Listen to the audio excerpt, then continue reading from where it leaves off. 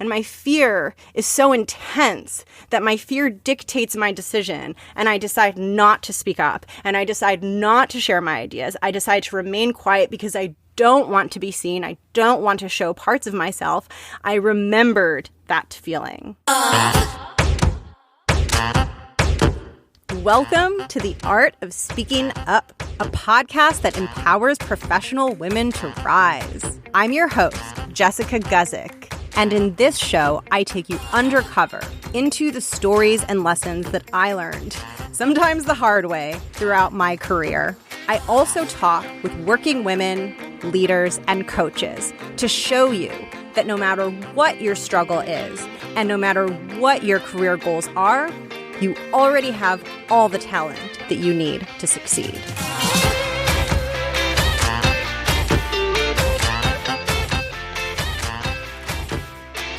Welcome to the show. Holy cow, we are at the season finale for season 2, and I am very excited. I'm excited to be here at this point. I'm excited that you've made it here with me, and I am so excited to share the content of today's episode.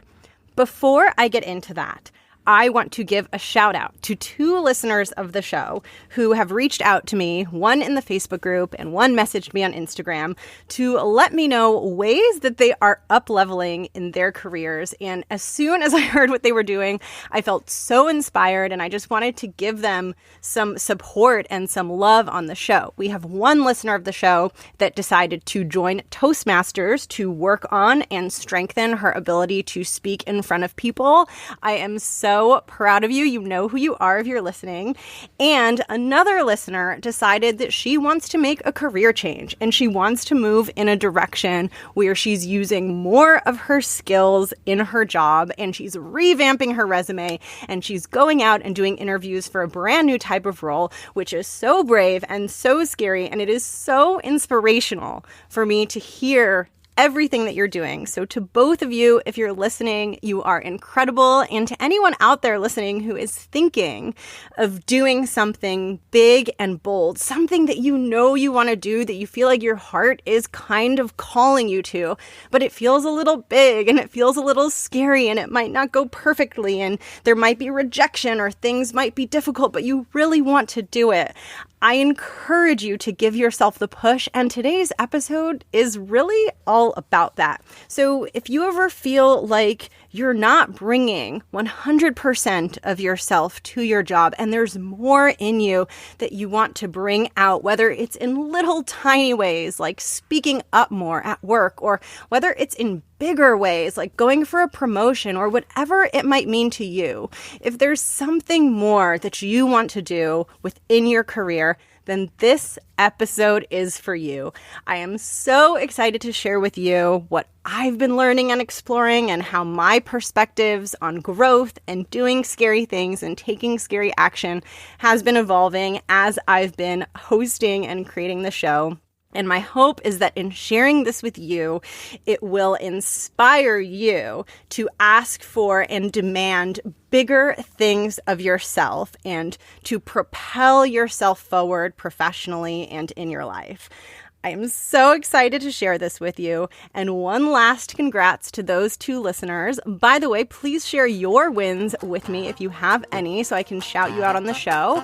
And with that, let's get into the content for today's season 2 finale. And I hope that you enjoy it. All right. So when I recorded the finale for season 1, this strange thing happened, and if you haven't listened to that finale, it's episode 22, and it's called How I'm Dealing with My Inner Critic. And what happened with season 1 of the show was I created this show, and I created it because it was inspired by this time in my career when I felt really bad about myself. And I really struggled professionally to feel good and solid and comfortable in my own skin. And I created the show because I know that there are many women out there who feel the same way. And I wanted to help and I wanted to inspire. And what happened as I was creating the content for season 1 was I started to relive some of those experiences, because as I created the show, I was kind of stepping out and doing this difficult thing. Hosting a podcast is not something I had much experience in, and it was hard, and in some ways it was really scary. And so the whole experience of creating the show kind of brought me back to that time in my career. And it was this weird, crazy, like meta matrix-like experience where I felt like I was being transported back in time and like remembering how hard it was and like how scared I felt and all of these things. And I think it happened for a reason. I think it happened to bring me back to that space to remember how it felt so that I could be even more effective in helping anyone else who's in that space right then. And so it sort of got me thinking, right? It got me thinking, okay, what is the lesson from season 2? Because the lesson from season 1 was so clear to me, right? The lesson that I received as I lived through, like as my life went by while I was creating the show, was that I need to stop being so hard on myself. When I feel afraid, when I feel overwhelmed, when I feel like I'm not good at something or I'm doing it bad or I'm making a mistake, I need to learn to be gentle with myself and not hate myself, which I know sounds harsh, but that's really what it comes down to for me. And that's one of the hardest things for me to do. And that's really at the core of the message of that episode. And the interesting thing was, as the show evolved and as I worked on season 2, I was like, okay, is there going to be like some kind of lesson that I'm learning or that I'm experiencing as I create the show that might mirror what people listening to the show are experiencing? And is there anything that I can take away from the journey of season 2 that I can share with you that might help you in your career and just help you move forward or get through something difficult or get unstuck from something or remove a blocker that's getting in your way of feeling and showing up the way that you want to? And the lesson of season 2 became very clear to me. It was so obvious to me. It was so clear what I'm learning, what my lesson is right now, how I'm growing. And I know that it probably applies to you too. And the theme and the lesson and the area of focus is being seen. It is allowing who you are to be visible to the people around you. And the phrase being seen, it can sound really abstract. Like it does sound a bit like airy. Like, what does it mean to be seen? What am I talking about when I'm talking about being seen? And I'll give you a really concrete example, which comes from the title of the show, which is something that I know is hard for a lot of people, which is speaking up, which is sharing your point of view, sharing your ideas, contributing to the conversation, being a part of something when you're sitting there in a meeting or as part of a project and something comes into your mind and you're not sure if you should say it or not. When I talk about being seen, I'm talking about moments like that. Because when that idea comes into your mind, when you have that idea and you stop and you think to yourself, should I share it? Is it good enough? Should I say it out loud?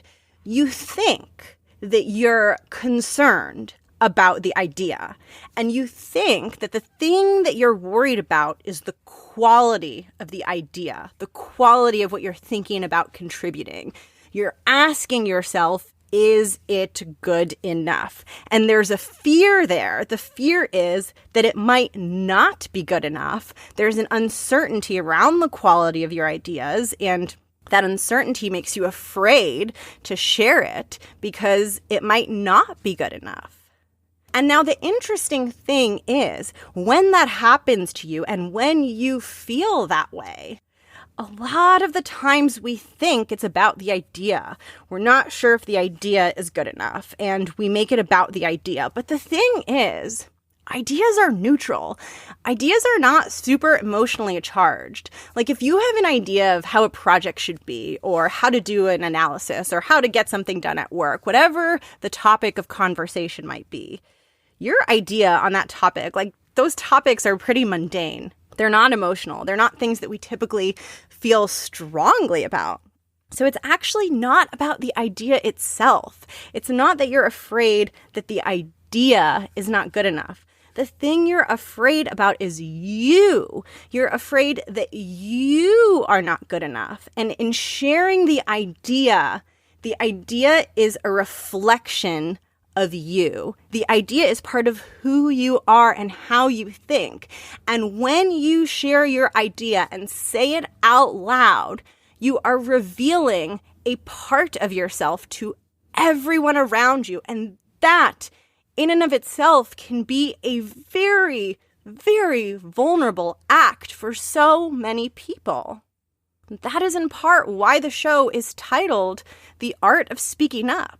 And that is what I mean by being seen. It's sharing something, it's being a part of something in a way that shows who you are, draws attention to you, reveals to the people around you something about you. And that act itself can be very, very scary. It's not about the idea. The idea isn't the thing with the emotional charge. The idea isn't the thing you're concerned about or you're afraid of. You're concerned or afraid about you. You're afraid of what people might think about you. And that's why speaking up can often feel so scary, because in speaking up, you're allowing yourself to be seen. So when I talk about this idea of being seen, that is what I'm talking about. And it could look like speaking up in a meeting. It could also look like other things too. It could look like becoming more proactive in your role, taking more initiative, sharing more of your thoughts with your manager. It could look like asking for a promotion or a raise. It could look so many different ways. But in doing this thing, you're allowing people to see a part of you, and you are afraid of what they will think. And it's interesting because season 1 for me in my personal development journey, which is one of the core themes to the show, was about becoming comfortable and becoming okay in a space of doing something that was challenging for me. And that came up over and over and over again.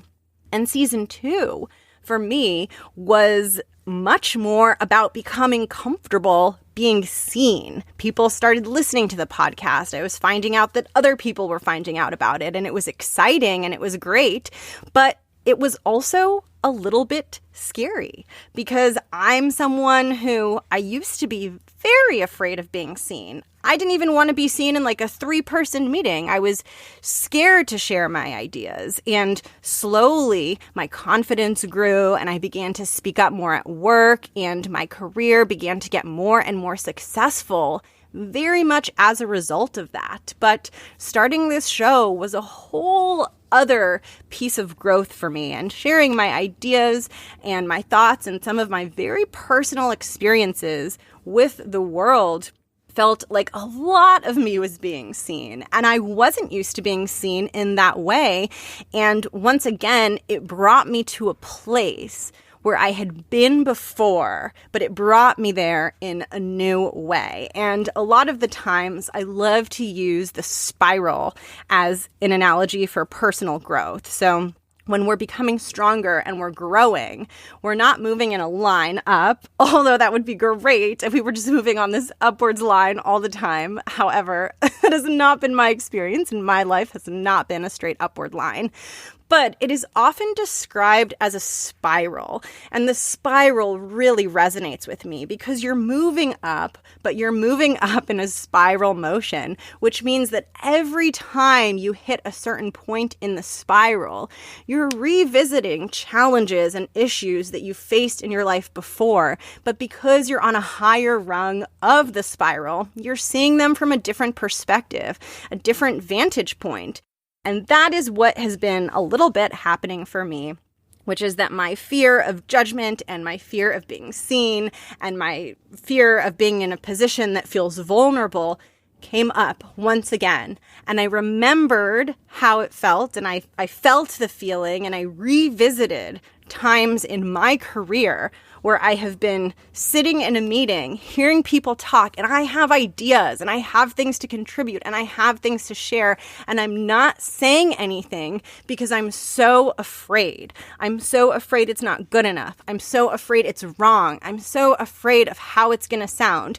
And my fear is so intense that my fear dictates my decision, and I decide not to speak up, and I decide not to share my ideas. I decide to remain quiet because I don't want to be seen. I don't want to show parts of myself.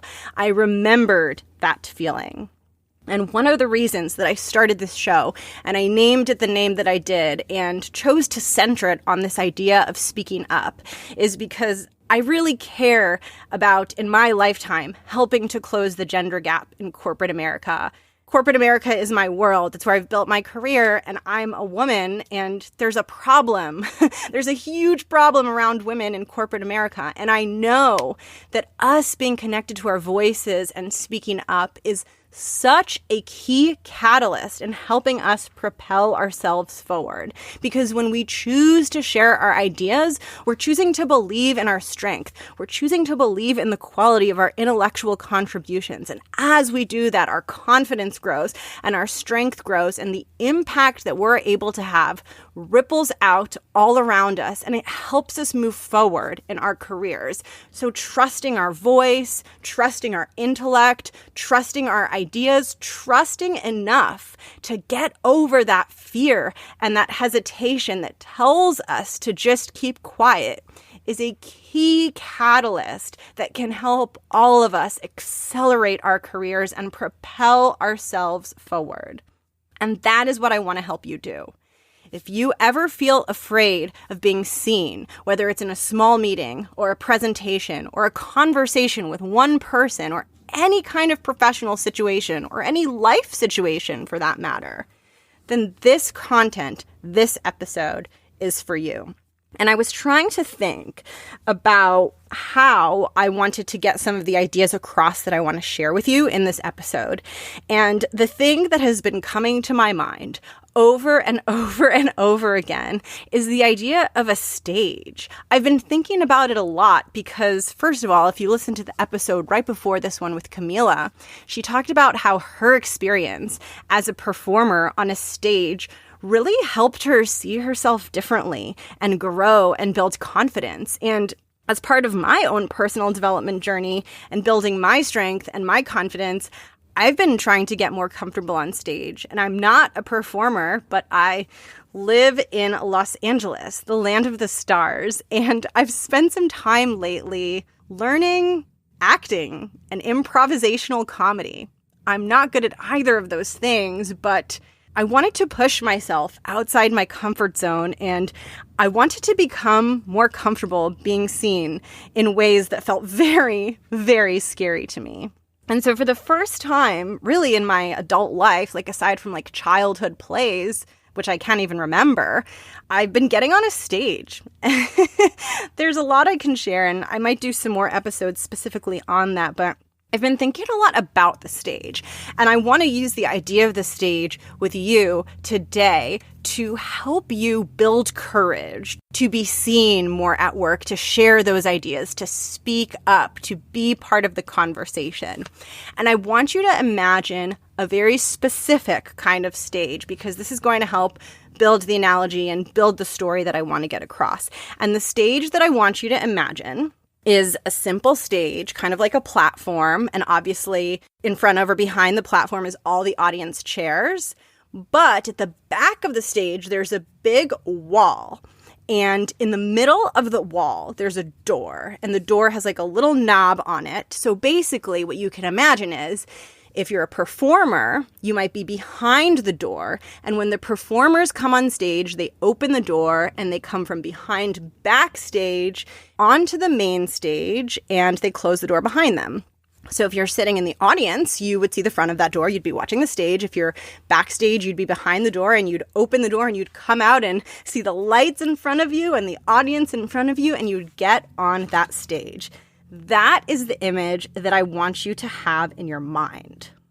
And now I want you to imagine that you are part of a group of performers. So you are the person getting on stage. And I'm going to use this idea of getting on stage as the analogy for you being seen professionally. It could mean speaking up at work. It could mean presenting your work to a group of people. It can mean any way that you are struggling to be seen in a larger way at work.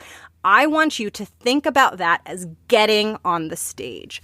And now, when you're struggling to be seen, when you're not speaking up, when you're not showing up with 100% of what you have inside to offer the world, it is as if you are backstage, right? You still work for your company, so you're not part of the audience. You're part of the production. The production represents what is being created in your workspace. So you're not in the audience. You're part of this thing, but you're backstage. And you're kind of back there behind the door, and maybe the door's open a little bit, like a crack open, and you see all the performers on stage. They're singing, they're acting, they're having fun, they're doing their thing, and you can kind of see them from behind, and you're not quite a part of it, and you're not in the audience either, but you're just kind of there watching.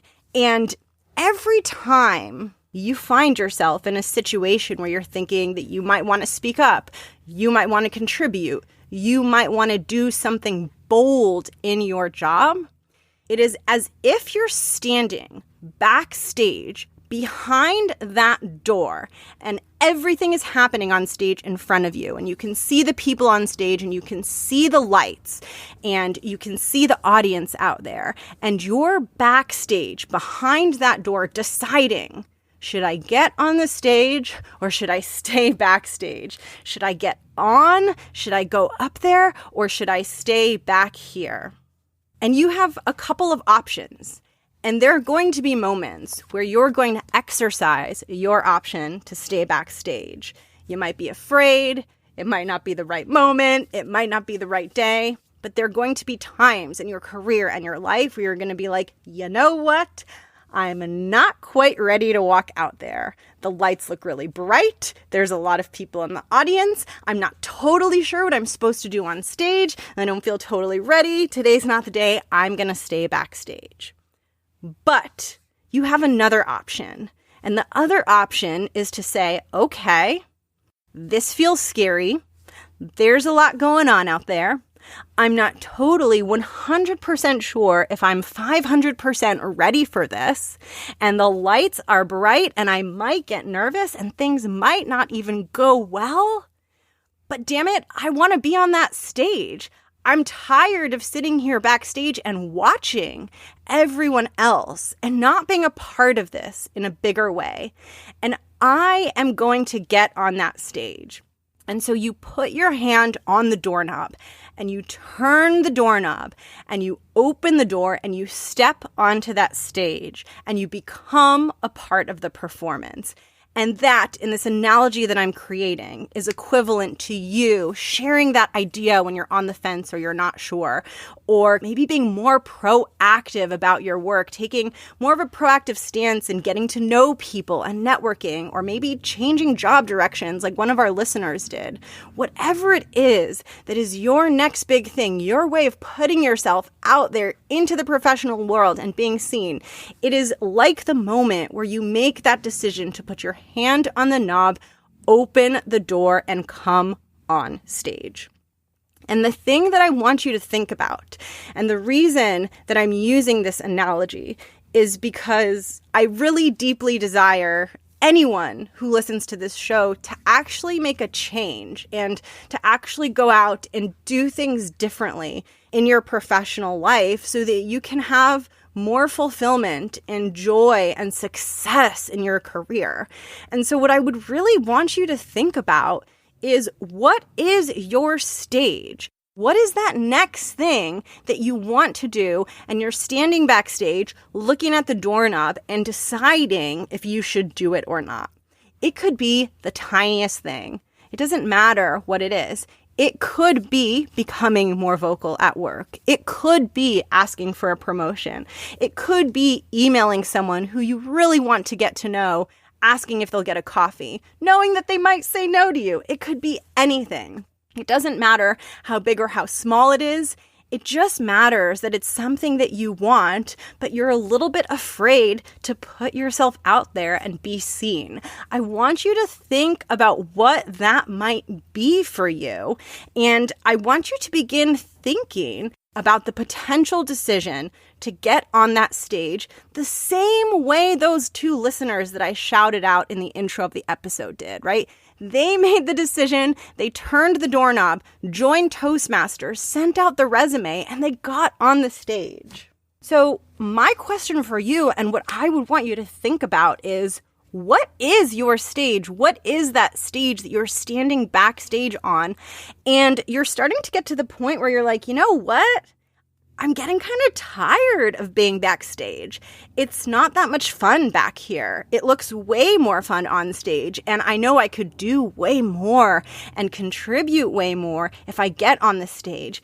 But it feels a little bit scary, right? I feel like I might not be ready for it, but I know that I want to do it.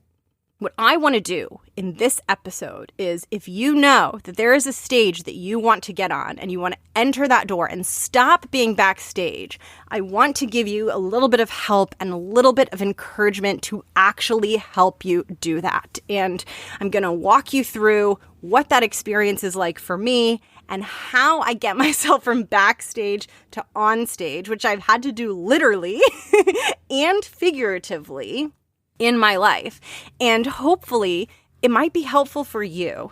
And it all starts with a decision. It starts with you making a commitment and deciding that you're kind of tired of being backstage. It's less interesting there. It's not always fun to watch everyone else out there doing their thing and just be behind them and not really be a part of it when you know you could be and you know that you want to be. It starts with your decision to admit to yourself and be brave enough to admit to yourself that you want to do it. And that can be scary, right? It can be scary because it means you might have to do a scary thing. But in that instance, and I'm sure those two listeners who made those decisions for themselves can relate to this. In that instance where you make that decision and you say, I'm done being backstage, I am done with this, I know it's going to be hard, but I am ready to get on stage. The empowerment that you feel when you make that decision feels incredible. That is the definition of stepping into your power and deciding that you are ready to show up bigger and show up in a way that's closer to who you are. It might feel scary, but you want to be a part of the conversation. You want to get on stage. You're just a little bit afraid to do it. That is the definition of empowerment. It is when you take matters into your own hands and you start going after what you want. And we love that on this show. But here's the thing. You might find this happens to me all the time. You make the decision, you're on fire, you're fired up, you're feeling confident. You're like, yes, I'm making changes, I'm building confidence, I'm going to do scary things. And then all of a sudden you're like, oh crap, but now I have to get on the stage. So there's like the rush of the decision and it's exciting and you're like, oh my gosh, I'm so powerful, I'm so cool, I'm changing, I'm improving. It's so exciting. And then you're kind of like, oh, okay, now I feel like I'm going to pee my pants and this doesn't feel so good. So oftentimes the empowering decision to step up and to really own fully who we are is followed by a feeling of deep fear and discomfort, right? Because when you're making the decision, it's just an idea in your head. It's just this theoretical thing and it feels good because you're imagining what the outcome could be. But then when it comes time to open the door and touch that doorknob, you might not feel good. It's almost as if you touch the doorknob and it's really hot and you're like, oh crap, like, I don't know if I want to do this. Or you start to open the door a crack and you see the audience and you see the light and you're like, holy cow, this is scary. I don't know if I want to do this. This is too much and I'm questioning my decisions all over the place. Anytime you decide that you want to step into something that is bigger than what you are currently in. It is very, very, very normal to feel incredibly empowered 1 minute and then terrified the next. The second that you realize that you need to put your hand on that doorknob and get on that stage, your mind will be flooded with reasons why you shouldn't do it today. Today's not the day. This was a mistake. This was a bad idea. Stop listening. Stay safe. Stay backstage. It's cozy here. We like it. Yeah. We said the stage looks fun. It is not fun. It is way more fun back here. Stay back here with us. That is normal. That is why accomplishing hard things, doing great, incredible things in your life and in your career is hard, because as soon as we feel that feeling, we want to backtrack and we want to take back what we decided. And it's tough because we're trying to get on stage, but now we have to do it while dealing with this incredible rush of doubt and fear. How difficult is that? It's not only that you're doing something that is hard for you, that is a step up, that is big and scary, but you're having to do it with all of these doubtful thoughts and questions and fearful, scary ideas floating around in your mind. That is really, really hard.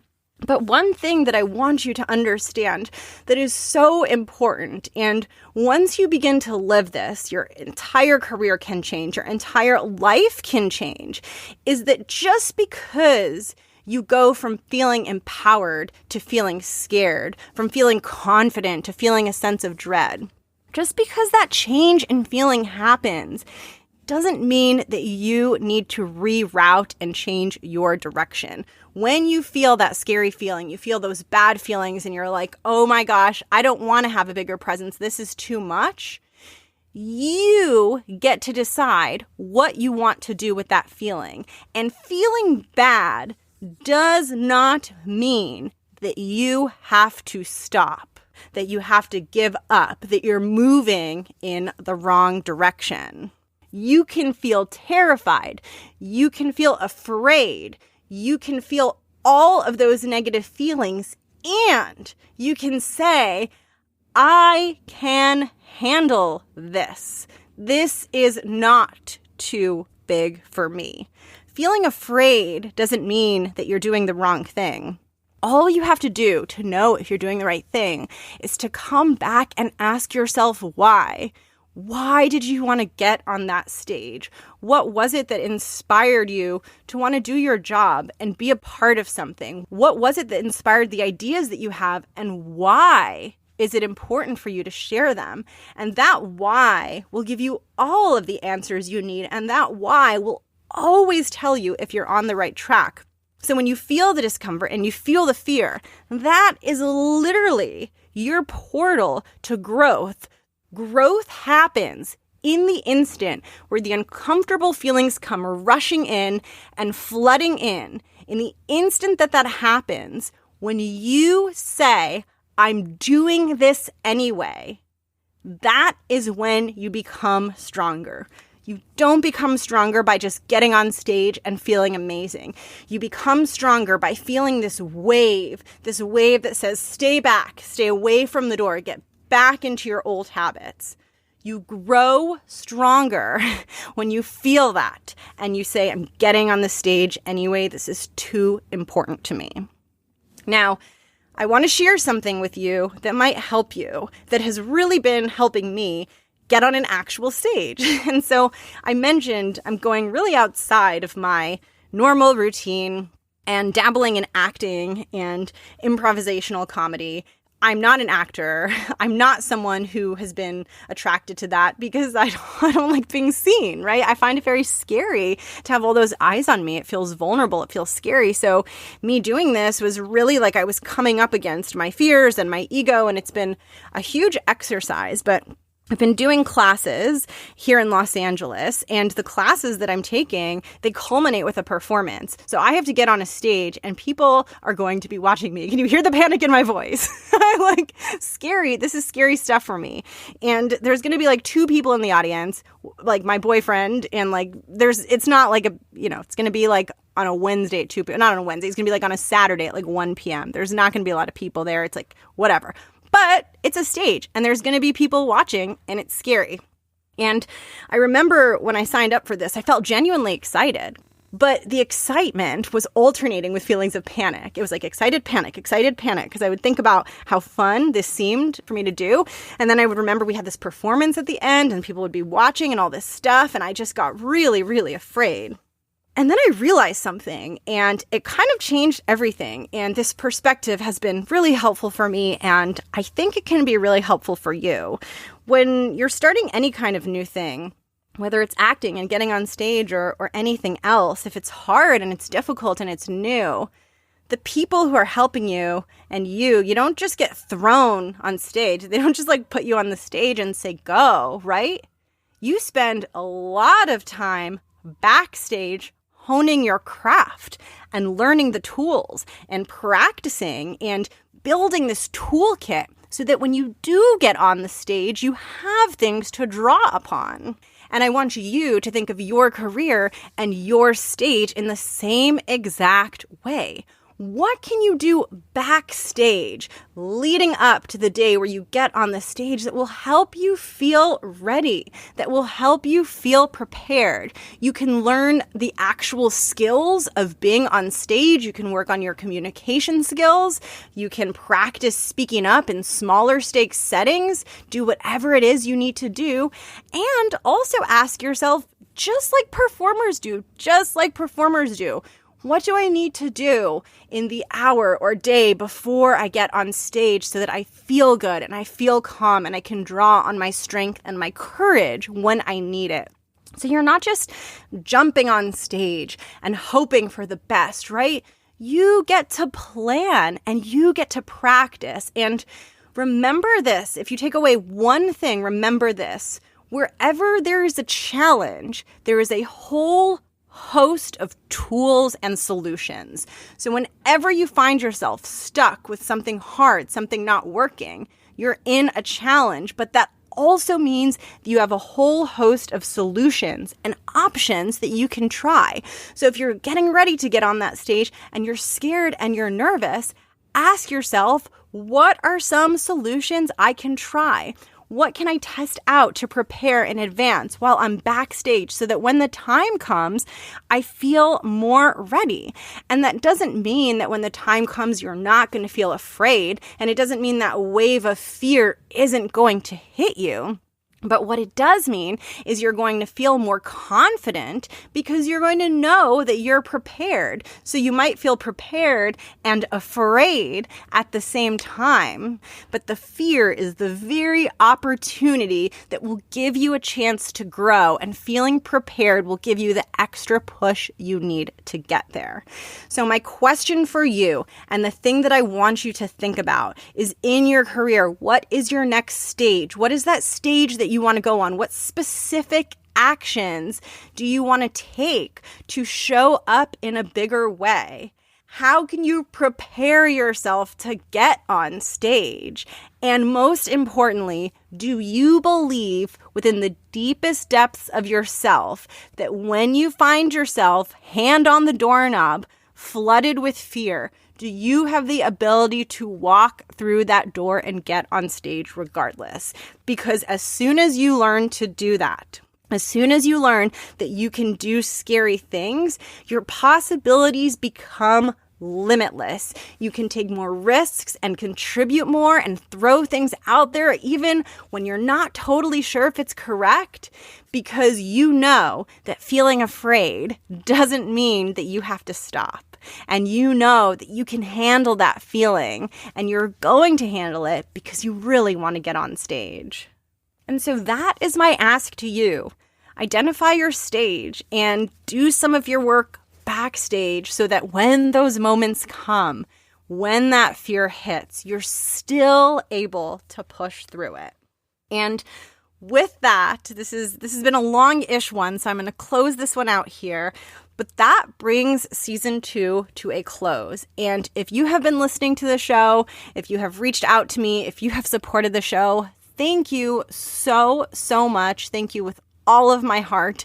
It means the world to me. I'm going to be going on a break between season 2 and season 3. Season 3 is likely going to start sometime in the fall, but I will have bonus episodes coming out in between Season 2 and Season 3, so you'll definitely be hearing from me. It just won't be every single week, but I have some fun stuff in the works, and we'll be back on a weekly schedule probably after Labor Day. I can't wait. And thank you for listening. If you have been enjoying the show, if you have felt happy or entertained or helped by it, it would mean the world to me. It would mean so much to me if you could support the show by writing a review in the iTunes store or just giving the show a star rating and sharing it with a friend. A lot of people are finding it because you're sharing it, and that means so much to me because I want to help as many women as I can. And a lot of you have said that the show is really resonating, and that means a lot to me. And that only means that I can continue to help you more and more and hopefully help more women. So please help spread the word. If you love the show and want to write a review, it means the world to me. I want to thank our most recent reviewer who said that she found the show at a time where she was really working on her own personal development, and she's a teacher. And she's using the show as a tool for self-inquiry. That review made me smile so much. Thank you if you're listening. Thank you so much for writing it. And as always, you can reach me on Instagram. My handle is The Art of Speaking Up. I want to hear from you. Do you have ideas for Season 3 or suggestions or anything? Let me know. I love hearing from you. Don't forget you can send me listener questions for the show if you want a guest to answer your question in an episode. And until then, it is summer. And I strongly believe that summer is a time of year when we shouldn't totally be thinking about or immersed in work. Summer is a time of joy and celebration, and I still feel those summer vibes of, from when we were students, and summer was like this fun, exciting time where we did things like summer camp or things that weren't school. And I try to retain that vibe and just really soak it in. So I hope you're enjoying the show, but I also am excited for the break and for us to all get into that happy space and get a little bit of reprieve from our working lives, maybe some time off. So I will be seeing you in a few weeks. I'm probably going to take a few weeks fully off the show just to rest and rejuvenate, but you'll be hearing from me soon. And with that, I want to remind you that you are a wildly gifted, talented, and passionate being, and don't forget to unleash that in your work and in your life. Thank you so much for listening. Have an amazing next few weeks, and I have a feeling we will be hearing from each other soon. Catch you later. Bye.